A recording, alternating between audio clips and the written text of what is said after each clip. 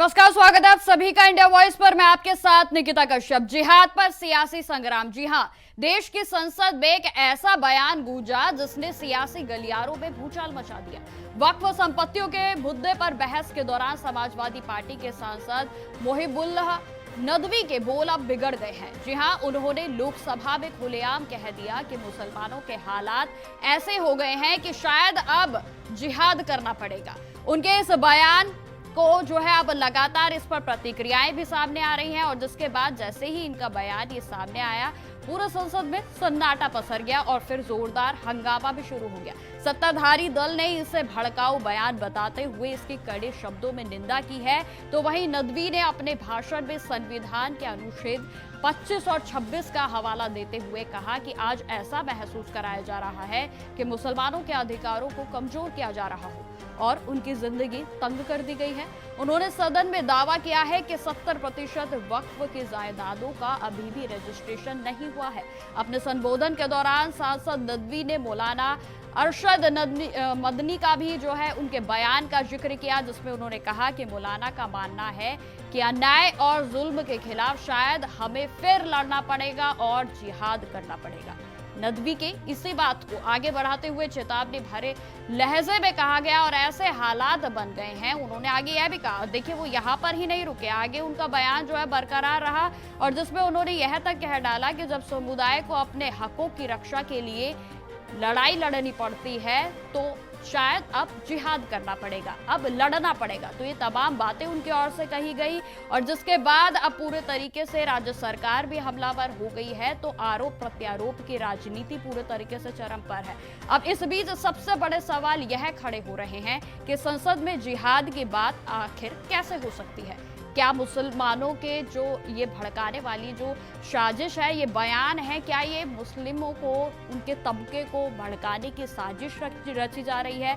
आखिर मौलाना मोहिबुल के ये बयान, इसका मतलब क्या है? आखिर मुसलमानों पर क्या जुर्म हो रहा है? तो ये तमाम सवाल हैं और इसी के साथ आज हम अपनी चर्चा को आगे बढ़ाएंगे।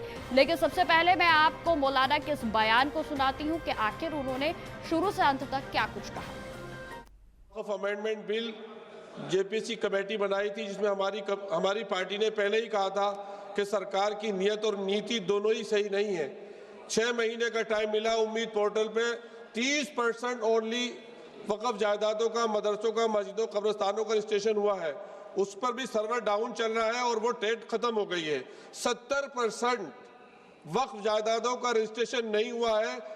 ऐसा लगता है कि आर्टिकल 25 और 26 को खत्म कर दिया गया है और मुसलमानों की जिंदगी हमारे प्यारे वतन में ही तंग कर दी गई है, जिसकी वजह से माननीय स्पीकर साहिबा, वो लोग जिनके पुरखों ने आजादी की लड़ाई लड़ी थी, मौलाना अरशद मदनी, वो कह रहे हैं कि जुल्म और नाइंसाफी के खिलाफ लड़ना शायद हमें दोबारा लड़ना पड़ेगा और जिहाद करना पड़ेगा। आखिर कब तक मुसलमानों को इस तरह से दबाया जाता रहेगा मुल्क में? मैडम, एक जुल्म की एक बर्दाश्त होती है और जब बर्दाश्त खत्म हो जाती है। तो आपने सुना कि मौलाना की ओर से क्या कुछ कहा गया है और बड़े सवाल अब जो खड़े हो गए हैं वो ये खड़े हो रहे हैं कि संसद में जिहाद की बात आखिर कैसे हो सकती है?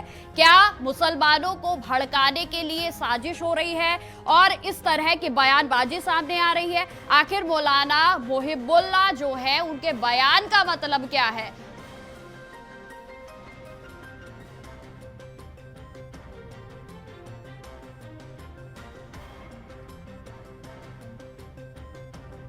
तो ये तमाम सवाल जो है बने हुए हैं और इसी विषय पर चर्चा करने के लिए हमारे साथ हमारे मेहमान भी जुड़ गए हैं, जिसमें सत्येंद्र त्यागी जी हमारे साथ जुड़ गए हैं, नेता है बीजेपी से। सर, आपका बहुत बहुत स्वागत है चैनल पर। वही डॉक्टर पूजा मिश्रा हमारे साथ जुड़ गई हैं, प्रवक्ता है समाजवादी पार्टी से। मैम, आपका भी बहुत बहुत स्वागत है चैनल पर। पूजा जी, आज शुरुआत आपसे होगी।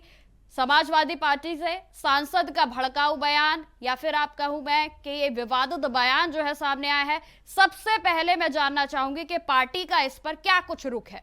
पूजा जी। निकिता जी, आपको नमस्कार, साथी प्रवक्ता को भी नमस्कार। आप बताइए सदन का क्या रुख रहा है इस पर? सदन में क्या उनके जो ये जो वक्तव्य उन्होंने दिए उसको स्पंज किया गया, या सदन के सभापति महोदया ने ये कहा कि नहीं, ये गलत बोला गया हुआ है? नहीं, तो आप इसे सही मानती हैं? नहीं, पार्टी का क्या रुख है? मैंने मैडम आपसे सवाल पूछा कि पार्टी का क्या रुख है? जो सदन का रुख है, नहीं, यानी कि समाज- आपका कहने का मतलब ये है कि इस तरीके के जो उन्होंने शब्द कहे हैं कि भाई लड़ना पड़ेगा और हाँ, जिहाद बिल्कुल, करना अगर पड़ेगा, तो आपके यानी कि अधिकारों का समाजवादी हनन होगा पार्टी तो इन आपको शब्दों लड़ना का पड़ेगा। समर्थन करती है।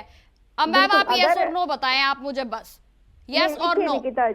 निकिता जी, समाजवादी पार्टी कोई भी अपने अधिकारों का, जिसका हनन हो रहा है, अपने अधिकार के लिए अगर लड़ेगा तो उसका समर्थन करती है।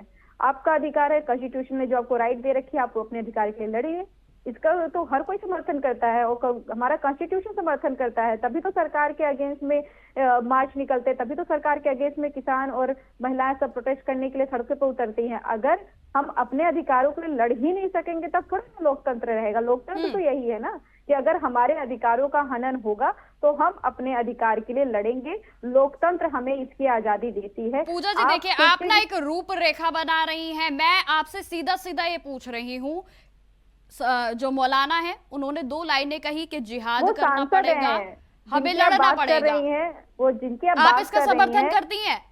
मोहिबुल्लाह नदवी जी जिनकी आप बात कर रही हैं, वो रामपुर से सांसद हैं, माननीय जो है लोकसभा में सांसद अब हैं देखिए और पूजा जी, आप जनता को फिर से वही, रिप्रेजेंट कर मैं रहे आपसे हैं। पूछ रही हूँ आपके अकॉर्डिंग वो सही मैं है? जवाब दे रही हूँ आपको। मैंने कहा पूजा जी, आप पिछले 2 मिनट से मुझे जवाब ही दे रही हैं। आपका चैनल वो सही है? बरपाना चाहता है, उस पे सदन उनकी ये कोई 2 आपत्ति लाइनें नहीं है, सही क्योंकि कोई हैं। शब्द ही नहीं था कि जिस पे सदन में आपत्ति की जा सके। चलिए पूजा जी, मुझे अगर- जवाब मिल गया। ठीक है पूजा जी, ठीक है। सत्येंद्र जी, आपकी ओर आना चाहूंगी। मौलाना की ओर से विवादित बयान दिया गया है, भारतीय जनता पार्टी का क्या कुछ रिएक्शन है? पहला रिएक्शन आपका मैं जानना चाहूंगी, बताएं। मिश्रा जी, मैं पूजा मिश्रा जी, इंडिया वॉइस के माध्यम से सभी दर्शकों को, सभी को राम राम, जय श्री राम, राधे राधे, नमस्कार, हर हर महादेव, भारत माता की जय, वंदे मातरम, जय श्री राम, जय श्री राम, जय श्री राम। मैं इस बयान के ऊपर सबसे पहले भारतीय जनता पार्टी की तरफ से, पूरे देशवासियों की तरफ से, पूरे हिंदुस्तानी भाइयों की तरफ से, पूरी जनता जनार्दन की तरफ से इस बयान की कड़ी से कड़ी निंदा करता हूं और इस बयान का विरोध भी दर्ज कराना चाहता हूं इंडिया वॉइस के माध्यम से कि जिस तरीके से ये बयान दिया जा रहा है, ये भड़काने की कोशिश की जा रही है, ये लोगों को किस तरीके से भड़काया जाए, जनता में कैसे अशांति फैले, ये क्या है? ये संसद में खड़े होकर के एक सांसद जो जनता जनार्दन सुनकर के भेजती है कि देश के विकास की बात हो, राष्ट्र के विकास की बात हो, वहां पर जिहाद की बात कर रहे हैं, वहां पर लड़ाई की बात कर रहे हैं, वहां पर अशांति की बात कर रहे हैं, वहां पर खड़े होकर के, मतलब संसद में खड़े होकर के एक तरीके से चुनौती दे रहे हैं, मतलब देश की जनता को, देश के लोगों को ये चुनौती दे रहे हैं कि अब हम जिहाद करेंगे, अब हम लड़ाई करेंगे। अब इससे ये सिद्ध हो जाता है कि समाजवादी पार्टी की या विपक्षी पार्टी के जितने भी लोग हैं, इनकी मानसिकता क्या है। वैसे बात करते हैं संविधान की, वैसे बात करते हैं लोकतंत्र की, वैसे बात करते हैं कि संविधान में खतरे में, जो संसद में खड़े होकर के इस तरीके की बातें कर रहे हैं, ये आतंकवाद फैला, इसका क्या मतलब है? सीधा सीधा ये सिद्ध होता है कि यदि सरकार, वो तो सत्येंद्र जी, ये जो बात सामने आई है, ये इस बात पर सामने आई है कि जो वक्फ का रजिस्ट्रेशन है उसकी जो तारीख है वो 5 दिसंबर अंतिम है, लेकिन उसको एक्सटेंड करवाने के लिए जो सांसद महोदय हैं वो अपनी तरफ से ये सभी बातें जो है वो कह रहे थे। हालांकि ठीक है, उनके जो बयान थे या उनके जो शब्द थे वो सही नहीं थे, लेकिन फिर भी यदि ये मांग लगातार की जा रही है कि इसकी तारीख को एक्सटेंड कर दिया जाए तो आखिर सरकार को दिक्कत क्या है? देखिए, सरकार तारीख देती है क्या? सरकार तारीख नहीं देती है ना भाई। लेकिन सरकार इस बात को उठा तो सकती है ना। नहीं, देखिए, ये सरकार दूसरे की लड़ाई थोड़ी ना लड़ेगी, सरकार विपक्ष की लड़ाई लड़ेगी क्या? कोर्ट में जाकर के, सुप्रीम कोर्ट, हाई कोर्ट, या तो उनकी कोई तारीख चल रही है, कोई केस चल रहा है तो वो लड़ेंगे। हमने राम मंदिर पर सत्येंद्र जी, विपक्ष की बात कहाँ से हो गई? अगर भारत में मुसलमान है तो वो भारत के ही मुसलमान है ना। देखिए, अगर वक्फ की संपत्ति भारत के अंदर है तो वो भारत की ही तो संपत्ति है। भारत की संपत्ति नहीं है तो आप बोल रहे हैं ना कि विपक्ष के लिए लड़ाई कोई लड़ेगी। देखिए, ये क्या बात है?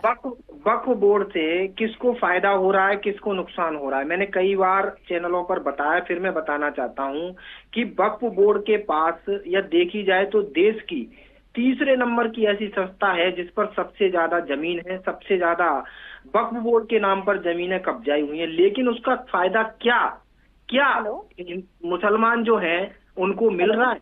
क्या हमारे देश को उसका फायदा मिल रहा है? नहीं मिल पा रहा है। कुछ चंद लोग, कुछ मैं फिर कहना कुछ राजनीतिक नेता जो कि इस वक्फ बोर्ड का फायदा लेना चाहते हैं और उन्होंने जमीनें कब्जाई हुई हैं, उन्होंने देश को लूटा हुआ है, तो इस सब का शुद्धिकरण होगा। जब अमेंडमेंट होगा वक्फ बोर्ड में, सब चीजें बदली जाएंगी, जब सही होंगी, तो देश के विकास के लिए समय समय पर बदलाव आने चाहिए और बदलाव होते रहने चाहिए। ये तो समय की मांग रजिस्ट्रेशन है। करवाने के लिए तो मना ही नहीं कर रहे हैं मुसलमान, या फिर जिन पर वक्फ की संपत्ति है वो ये कह रहे हैं कि भाई इस तारीख को थोड़ा एक्सटेंड कर दिया जाए, क्योंकि जो पोर्टल है वो सर्वर या फिर टेक्निकल प्रॉब्लम की वजह से जो है उस पर रजिस्ट्रेशन प्रॉपर तरीके से नहीं हो पा रहा है। तो कब से चल रहा है ना, इतने दिनों से चल रहा है, दीजिए।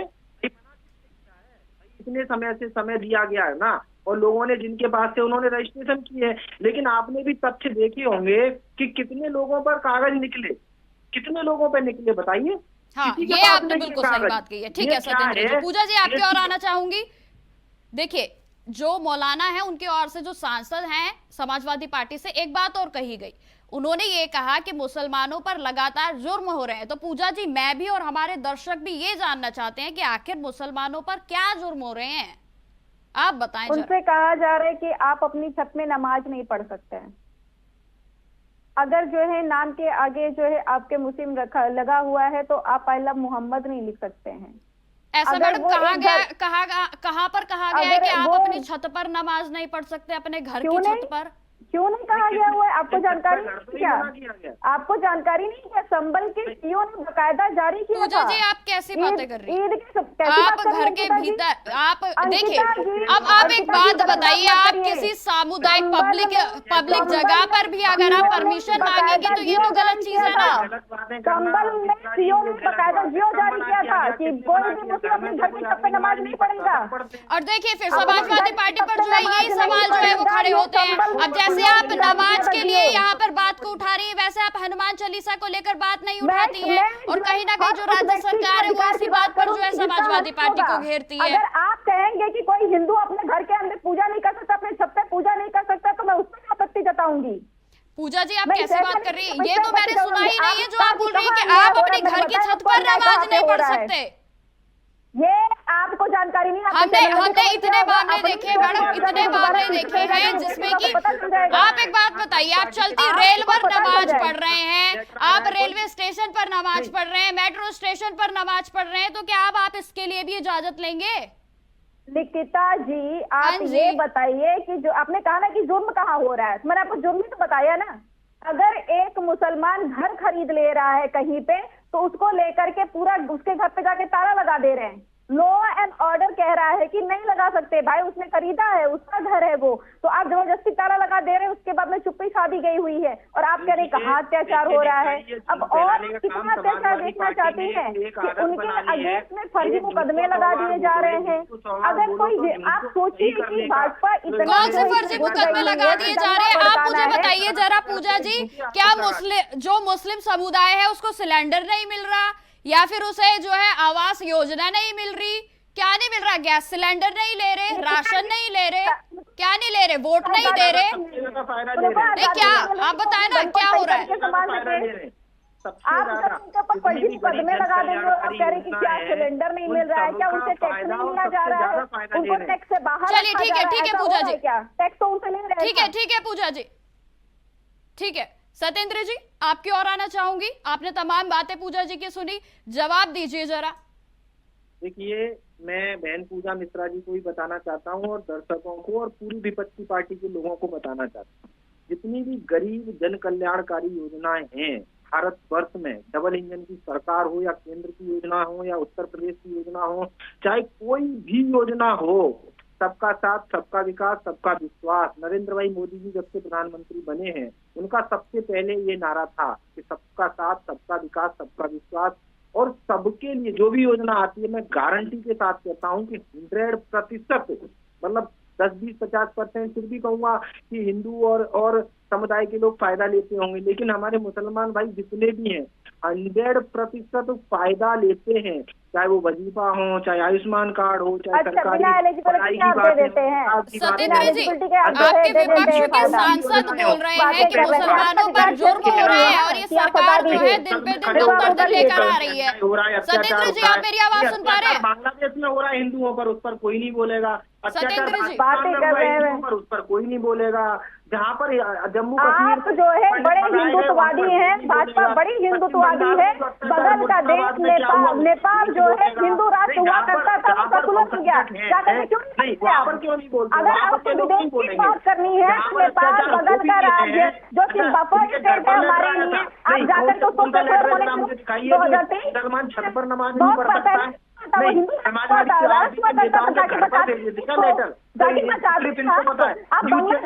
रहे हैं, आप पाकिस्तान सोच रहे हैं, आप वहाँ सोच रहे कौन सा लेटर आया?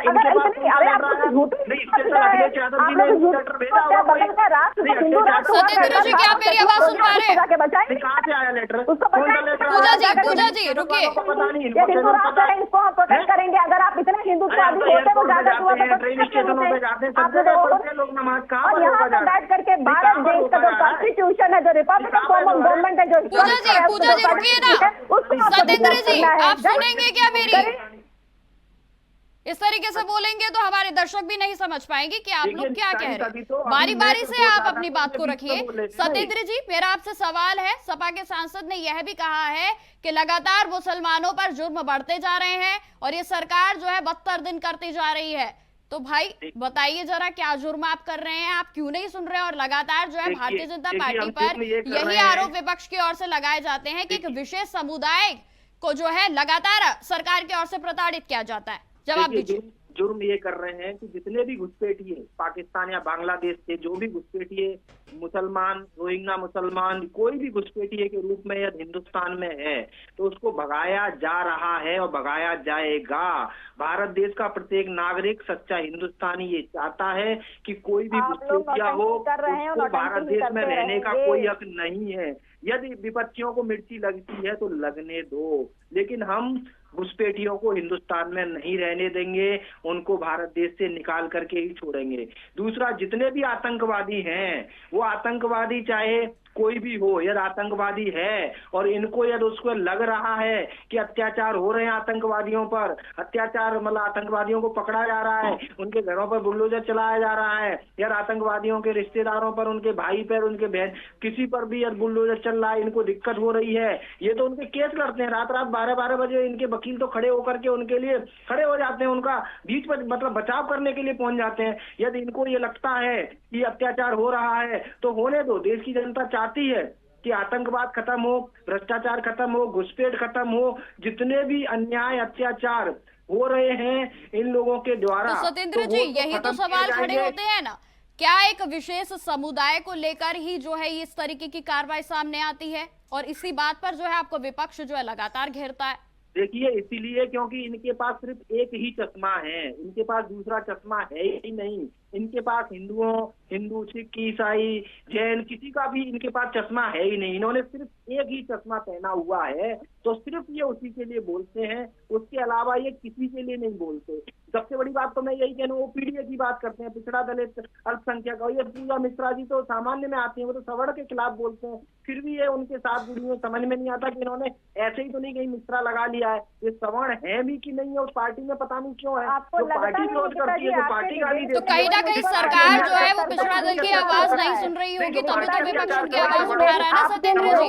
चलिए ठीक है, सवाल बने रहेंगे आपसे। पूजा जी, मैं आपकी ओर आना चाहूंगी। पर्सनल अटैक कर रहा है मुझ पर, कोई पर्सनल अटैक कर रहा है। एक बार भाजपा के प्रवक्ता मेरे अपीयरेंस पे कमेंट कर रहे थे और आप चुप रही थी, और इसको मेरे पे पर्सनल अटैक कर रहे हैं। अरे इनको बताइए, मैं यहाँ पे इनको नहीं आई हूँ, इनको औकात नहीं होगी कि इतना ब्राह्मण के बारे में जानते हैं, ज्यादा होगा तो 15 साथ देने की आवश्यकता नहीं है। ये भाजपा के लोगों को गंदगी सिखानी चाहती है कि अगर आपको पक्षाघात पर बात किया जाएगा और आपके सामने कोई महिला बैठी है तो आप उसका जो है विरोध करने लग जाइएगा, उस पर जाकर करने लग जाइएगा। ये आपकी जिम्मेदारी बनती है, दूसरी बार आपके डिबेट में हो रहा है, मैं बिल्कुल सही तरीके से बता रही हूँ। अगर इस तरीके से आपके डिबेट में मेरा अपमान होगा, मुझ पर पर्सनल अटैक होगा और आप शांत बैठी रहेंगी, तो मैं आपकी डिबेट करना छोड़ दूंगी। ये दूसरी बार हो रहा है आपकी ही कि कोई पर्सनल अटैक कर रहा है, आप किसी प्रवक्ता को बुला करके रखे हुए हैं, अब उसके सामने बैठने वाला जो व्यक्ति है कभी ठीक है पूजा जी, सत्येंद्र जी देखिए अब आप रुकिए, बहुत देर से आप बोल रहे हैं, रुकिए थोड़ा संयम रखिए। सत्येंद्र जी एक बार बोलना शुरू करते हैं, फिर मेरी भी नहीं सुनते हैं आप, रुकिए जरा, सुनने दीजिए पूजा जी की भी। हाँ जी पूजा जी, अब आप अपनी बात को पूरा करिए। निकिता जी, पहली कंप्लेन मेरी आपसे है, मैं आपके डिबेट में लगातार रहती हूँ, ये दूसरी डिबेट है इस पर मुझ पर सत्येंद्र जी देखिए अब आप दोबारा से डिस्टर्ब कर रहे हैं, मुझे ना चाहते हुए आपका ऑडियो डाउन करवाना पड़ेगा। आप चुप हो जाए थोड़ी देर, रुक जाइए। तो निकिता जी, ये दूसरी बार हो रहा है आपके डिबेट में कि मेरे पे पर्सनल अटैक किया जा रहा है, आपने नहीं रोका।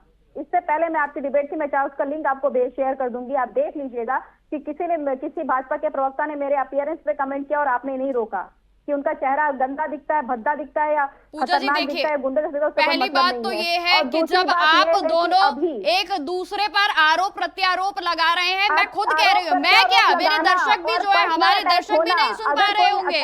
आप लोग जिस तरीके से एक दूसरे पर कंटिन्यू बोले जा रहे हैं, मुझे खुद नहीं समझ आ रहा। और पूजा जी सच में मैंने ये बात नहीं सुनी है जो आप बोल रही है।